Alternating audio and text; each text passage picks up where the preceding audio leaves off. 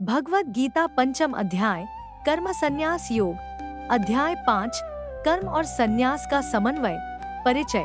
इस अध्याय में श्री कृष्ण कर्मयोग और संन्यास योग की तुलना करते हैं और समझाते हैं कि बिना फल की आसक्ति के कर्म करना कर्मयोग संन्यास से श्रेष्ठ है। वे बताते हैं कि सच्चा योगी वही है जो न कर्म का त्याग करता है और न फल की इच्छा रखता है। अध्याय 5 मुख्य विषय 1 कर्मयोग और संन्यास योग की तुलना, 2 सच्चे संन्यास की परिभाषा, 3 आत्मज्ञानी की विशेषताएं, 4 समदृष्टि और ईश्वर प्राप्ति। श्लोक और व्याख्या। 1 अर्जुन का प्रश्न। श्लोक 1 अर्जुन पूछते हैं कि कर्मयोग और संन्यास में कौन श्रेष्ठ है। मुख्य श्लोक संन्यासं कर्मणा कृष्ण पुनर्योगं च शंससि यच्छ्रे एत्योरेकं तन्मे ब्रूहि सुनिश्चितम्। अर्थ, हे कृष्ण, आप कभी कर्म का त्याग, संन्यास और कभी कर्मयोग की प्रशंसा करते हैं। कृपया निश्चय पूर्वक बताइए कि इनमें से कौन सा मार्ग श्रेष्ठ है। भावार्थ, अर्जुन द्विधा में है कि उन्हें संन्यास लेना चाहिए या कर्मयोग अपनाना चाहिए। श्लोक और व्याख्या। 2 कर्मयोग संन्यास से श्रेष्ठ है। श्लोक 2 से 6 श्री कृष्ण बताते हैं कि बिना आसक्ति के कर्म करना संन्यास से भी श्रेष्ठ है। मुख्य श्लोक संन्यासः कर्मयोगश्च निःश्रेयस्करावुभौ तयोस्तु कर्म संन्यासात् कर्मयोगो विशिष्यते। अर्थ, संन्यास और कर्मयोग दोनों ही कल्याणकारी हैं, लेकिन कर्मयोग संन्यास से श्रेष्ठ है। भावार्थ, कर्मयोग में व्यक्ति संसार में रहते हुए भी मुक्त रह सकता है, जबकि संन्यास में अनेक कठिनाइयां आती हैं। श्लोक और व्याख्या। 3 सच्चा सन्यासी कौन। श्लोक 7 से 12 श्री कृष्ण बताते हैं कि जो व्यक्ति अहंकार और आसक्ति के बिना कर्म करता है वही सच्चा सन्यासी है। मुख्य श्लोक योगयुक्तो विशुद्धात्मा विजितात्मा जितेंद्रिया सर्वभूतात्म भूतात्मा कुर्वन्नपि न लिप्यते।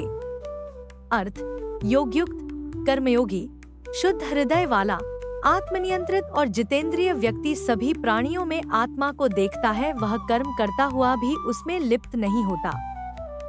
भावार्थ, सच्चा संन्यास त्याग में नहीं बल्कि मन की शुद्धि और समत्व भाव में है। श्लोक और व्याख्या।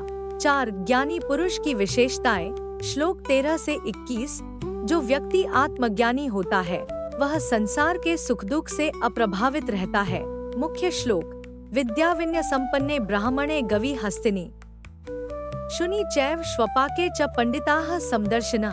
अर्थ, जो ज्ञानी होते हैं वे विद्या और विनय से युक्त ब्राह्मण, गाय, हाथी, कुत्ते और चांडाल में समान दृष्टि रखते हैं।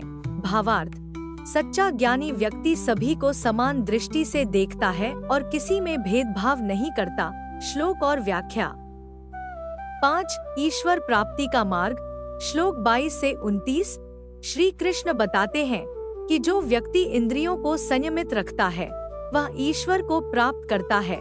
मुख्य श्लोक भोगेश्वनन् क्षत्रिणा तेषु रमते बुद्धिः निराशीर्य चित्तात्मा त्यक्त सर्व परिग्रहः।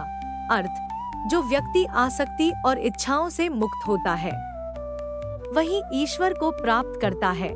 भावार्थ, इच्छाओं का त्याग और मन की स्थिरता ही मोक्ष का मार्ग है। पंचम अध्याय से सीखने योग्य बातें। 1 संन्यास से कर्मयोग श्रेष्ठ है। 2 सच्चा सन्यासी वही है जो फल की इच्छा छोड़कर कर्म करता है। 3 ज्ञानी व्यक्ति सभी में समानता देखता है। 4 इच्छाओं और आसक्ति से मुक्त होकर ही परम शांति प्राप्त होती है।